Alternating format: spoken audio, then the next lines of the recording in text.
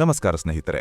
ಇತ್ತೀಚೆಗೆ ದೇಶದ ರಾಜಕೀಯ ವಲಯದಲ್ಲಿ ಕಾಂಗ್ರೆಸ್ ಪಕ್ಷದ ಒಳಗಿನ ಬೆಳವಣಿಗೆಗಳು ಭಾರೀ ಚರ್ಚೆಗೆ ಕಾರಣವಾಗಿವೆ. ವಿಶೇಷವಾಗಿ ಎಐಸಿಸಿ ನಾಯಕತ್ವದ ಕುರಿತಾಗಿ ಹರಿದಾಡುತ್ತಿರುವ ಸುದ್ದಿಗಳು ಪಕ್ಷದೊಳಗೆ ಮಾತ್ರವಲ್ಲದೆ ರಾಷ್ಟ್ರ ರಾಜಕಾರಣದಲ್ಲಿಯೂ ಕುತೂಹಲ ಮೂಡಿಸಿವೆ. ಮಲ್ಲಿಕಾರ್ಜುನ್ ಖರ್ಗೆ ಅವರು ಕಾಂಗ್ರೆಸ್ ಪಕ್ಷದ ಅಧ್ಯಕ್ಷರಾಗಿ ಮುಂದುವರೆದಿರುವ ಸಂದರ್ಭದಲ್ಲಿ ಪ್ರಿಯಾಂಕಾ ಗಾಂಧಿ ವಾಡ್ರಾ ಅವರ ಪಾತ್ರ ದಿನದಿಂದ ದಿನಕ್ಕೆ ಹೆಚ್ಚು ಪ್ರಭಾವಶಾಲಿಯಾಗುತ್ತಿರುವುದೇ ಈ ಚರ್ಚೆಗಳ ಮೂಲವಾಗಿದೆ. ಕೆಲ ವರದಿಗಳ ಪ್ರಕಾರ ಪ್ರಿಯಾಂಕಾ ಗಾಂಧಿ ಪಕ್ಷದ ಪ್ರಮುಖ ನಿರ್ಧಾರಗಳಲ್ಲಿ ನೇರವಾಗಿ ತೊಡಗಿಸಿಕೊಂಡಿದ್ದಾರೆ ಎಂಬ ಮಾತುಗಳು ಕೇಳಿಬರುತ್ತಿವೆ ಮತ್ತು ಇದನ್ನು ಕೆಲವರು ಖರ್ಗೆ ಅವರಿಗೆ ರಾಜಕೀಯ ಶಾಕ್ ಎಂದು ಕೂಡ ವಿವರಿಸುತ್ತಿದ್ದಾರೆ.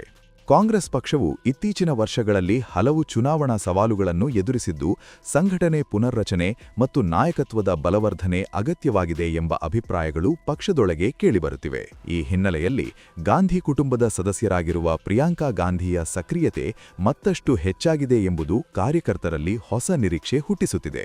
ಇತ್ತೀಚೆಗೆ ಪಕ್ಷದ ಒಬ್ಬ ಮಾಜಿ ಶಾಸಕರು ಪ್ರಿಯಾಂಕಾ ಗಾಂಧಿಗೆ ಹೆಚ್ಚಿನ ಅಧಿಕಾರ ನೀಡಬೇಕು ಎಂಬರ್ಥದ ಪತ್ರ ಬರೆದಿದ್ದ ಘಟನೆ ದೊಡ್ಡ ವಿವಾದಕ್ಕೆ ಕಾರಣವಾಯಿತು. ಕಾಂಗ್ರೆಸ್ ಹೈಕಮಾಂಡ್ ಈ ವಿಚಾರವನ್ನು ಗಂಭೀರವಾಗಿ ತೆಗೆದುಕೊಂಡು ಪಕ್ಷದ ಶಿಸ್ತು ಉಲ್ಲಂಘನೆ ಎಂದು ಹೇಳಿ ಆ ಶಾಸಕರನ್ನು ಹೊರಗಿಟ್ಟಿತು. ಈ ಘಟನೆಯಿಂದ ಪಕ್ಷದೊಳಗಿನ ಶಕ್ತಿ ಸಮತೋಲನದ ವಿಚಾರ ಮತ್ತೆ ಮುನ್ನೆಲೆಗೆ ಬಂದಿದೆ.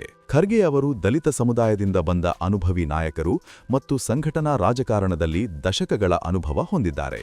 ಅವರ ಅಧ್ಯಕ್ಷತ್ವದಲ್ಲಿ ಕಾಂಗ್ರೆಸ್ ಪಕ್ಷವನ್ನು ಒಗ್ಗೂಡಿಸಿ ಮುಂದಕ್ಕೆ ಕರೆದೊಯ್ಯುವ ಪ್ರಯತ್ನಗಳು ನಡೆಯುತ್ತಿವೆ. ಆದರೂ ಚುನಾವಣಾ ಸೋಲುಗಳ ನಂತರ ಹೊಸ ಮುಖಗಳು ಮತ್ತು ಹೊಸ ತಂತ್ರಗಳು ಬೇಕು ಎಂಬ ಒತ್ತಡ ಹೆಚ್ಚಾಗಿದೆ.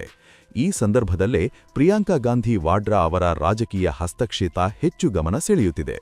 ಪ್ರಿಯಾಂಕಾ ಗಾಂಧಿ ಇತ್ತೀಚಿನ ದಿನಗಳಲ್ಲಿ ಗ್ರಾಮೀಣ ಸಮಸ್ಯೆಗಳು, ಉದ್ಯೋಗ ಹಕ್ಕು, ಮಹಿಳಾ ಸಬಲೀಕರಣ ಮತ್ತು ಸಾಮಾಜಿಕ ನ್ಯಾಯದ ವಿಚಾರಗಳಲ್ಲಿ ಸ್ಪಷ್ಟವಾಗಿ ಧ್ವನಿ ಎತ್ತುತ್ತಿದ್ದಾರೆ. ಎಂಎನ್ಆರ್ಇಜಿಎ ಯೋಜನೆಯ ಕುರಿತಾಗಿ ಕೇಂದ್ರ ಸರ್ಕಾರದ ನಿರ್ಧಾರಗಳನ್ನು ಅವರು ತೀವ್ರವಾಗಿ ಟೀಕಿಸಿದ್ದು, ಕಾಂಗ್ರೆಸ್ ಪಕ್ಷದ ಮೂಲ ಸಿದ್ಧಾಂತಗಳನ್ನು ಜನರ ಮುಂದೆ ಮತ್ತೆ ತರುತ್ತಿರುವ ಪ್ರಯತ್ನವಾಗಿ ಕಾಣುತ್ತಿದೆ. ಲೋಕಸಭೆಯಲ್ಲಿ ಅವರ ಭಾಷಣಗಳು ಹಾಗೂ ಸಾರ್ವಜನಿಕ ಸಭೆಗಳಲ್ಲಿ ಅವರ ಭಾಷಣ ಶೈಲಿ ಕಾರ್ಯಕರ್ತರಿಗೆ ಉತ್ಸಾಹ ತುಂಬುತ್ತಿದೆ ಎಂಬ ಮಾತುಗಳು ಕೇಳಿಬರುತ್ತಿವೆ.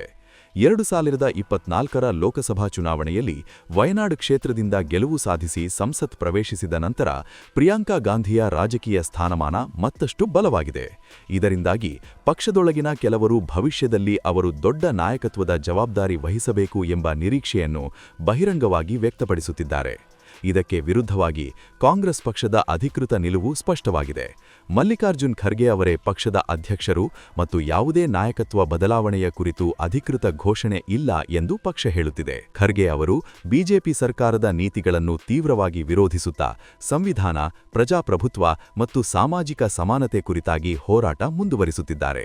ಅವರ ನೇತೃತ್ವದಲ್ಲಿ ಭಾರತ್ ಜೋಡೋ ಯಾತ್ರೆಯಂತಹ ಅಭಿಯಾನಗಳು ಪಕ್ಷಕ್ಕೆ ಹೊಸ ಶಕ್ತಿ ನೀಡಿವೆ ಎಂದು ಪಕ್ಷದ ಹಿರಿಯರು ಹೇಳುತ್ತಾರೆ.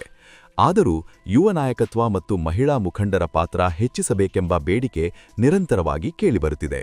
ಈ ಹಿನ್ನೆಲೆಯಲ್ಲಿ ಪ್ರಿಯಾಂಕಾ ಗಾಂಧಿಯ ಸಕ್ರಿಯತೆ ಸ್ವಾಭಾವಿಕ ಬೆಳವಣಿಗೆಯೇ ಅಥವಾ ಶಕ್ತಿಯ ವರ್ಗಾವಣೆಯ ಸೂಚನೆಯೇ ಎಂಬ ಪ್ರಶ್ನೆ ರಾಜಕೀಯ ವಿಶ್ಲೇಷಕರಲ್ಲಿ ಚರ್ಚೆಯಾಗುತ್ತಿದೆ.